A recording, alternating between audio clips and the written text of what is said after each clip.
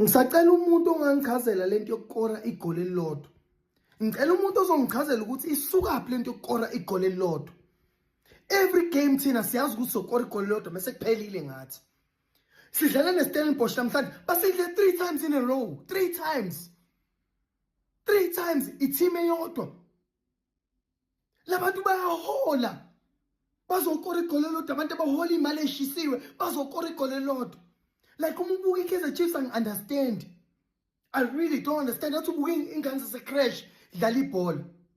Siyodlala nePirates manje bra ayewe lento mfethu. It's enough. Now seku-right. Senibukisa ngathi ke manje. Now ke manje senidecide ukubukisa ngama-fans. Shiya ukuthi anisafuna ukudlala.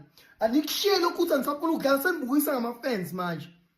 Ama-fans eKaizer Chiefs ane-passion ukudlula abadlali. Ama-fans eKaizer Chiefs ane-passion ukudlula abadlali. Yiwona anendaba neclub. Abadlali nje basegroundini abanendaba. They don't care. They don't care. Kubudliwa kanjani i-team eyodwa 3 times? Come on.